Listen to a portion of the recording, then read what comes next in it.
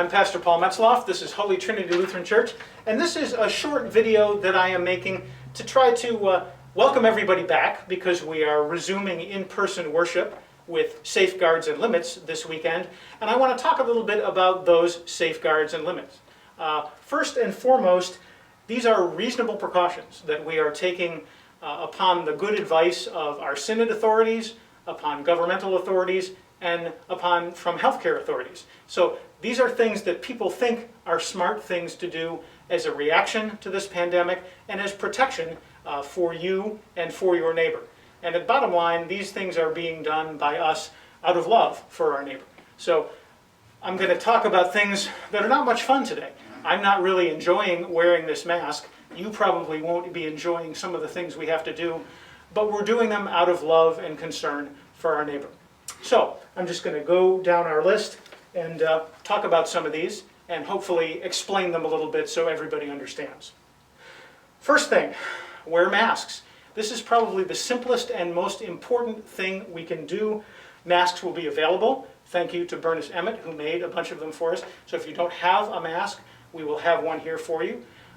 This is the thing that slows down the spread of the droplets that contain the virus better than anything else. So if we did nothing else, having everybody wear masks would be the most important thing. And I have to say this because I went to the grocery store yesterday and looked around. Masks are only effective if they cover your mouth and nose. If it's pulled down around your neck, if it's up on top of your head, if it's in your pocket, it's not going to be as effective as if you actually wear it over your mouth and nose. So please do that. Second thing, spreading out. We're going to be blocking off some of the pews to help with this. We have a lot of pool noodles left over from VBSs in the past. They are going to be in the pews that you're asked not to sit in, and there will be space between people. Of course, families will be able to sit together, and if a family needs more than just one pew, we can move the pool noodles very easily.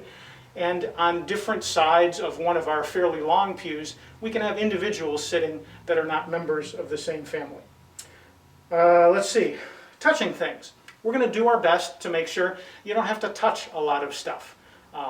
If you need to use the handrails to get up the stairs, of course, do that. But doors will be propped open and bulletins will be set on the pews so that they won't be handed out from an usher to each individual.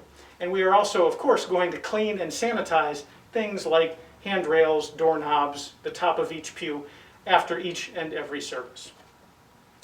Bathrooms are going to be open, although we're going to have our services be a little bit shorter so that you might not have to use the bathroom while you're here. We're going to fill the sanctuary from the front to the rear and depart from the rear to the front. The other ushers will help with that. That is, again, an effort to minimize crowding. Let's head up to the sanctuary and we'll cover some more of our points. So a few of the things we'll be doing differently during worship. We are still going to share the peace, which is an important part of our worship as a community. However, we're not going to do it by touching, shaking hands, or hugging one another. We're going to do it from our places at the pews, and there are lots of ways that you can share the peace with somebody without touching. There is simply looking them in the eye and saying, "Peace be with you." There's the peace symbol. There's finger guns. Maybe not that one. There is live long and prosper. There are lots of good ways to share the peace, so feel free to be creative when you are thinking about that. We will still take offerings. Though instead of passing a plate amongst one another, there's going to be one plate back here on the table that you can drop it off as you're coming in or going out. That is also the same table where the cloth masks are available, should you need one. We will still have music in worship because music is an integral part of the way we Lutherans worship. However, group singing is a good way to spread those droplets that tend to have the virus in them. So we're going to maybe not sing together for a while. We will listen to either instrumental music or recorded music or have a way to appreciate it and not join our voices yet. I am looking forward to that coming again someday. And speaking of looking forward to things, we are going to resume taking communion. We're going to start out with just the bread, just the wafers, as we get ourselves used to this new system, and I and a communion assistant, when necessary, will bring it out to you in the pews. We won't need to file up anymore to get it, but I will bring that out to you. And eventually, when we add the wine again, we will have several options for your receiving of the wine. There will either be those glass cups, which will be cleaned and sanitized between every service, or disposable paper cups, if you would prefer that. Or if you would like to bring your own container receptacle for the wine, we have a pouring chalice, and we will pour the wine into whatever you bring. So that is down the road as well. But I'm delighted to be able to distribute communion again. I have missed that a lot. We will also continue, for anyone who is not feeling quite up to coming just yet, continue to provide our services online.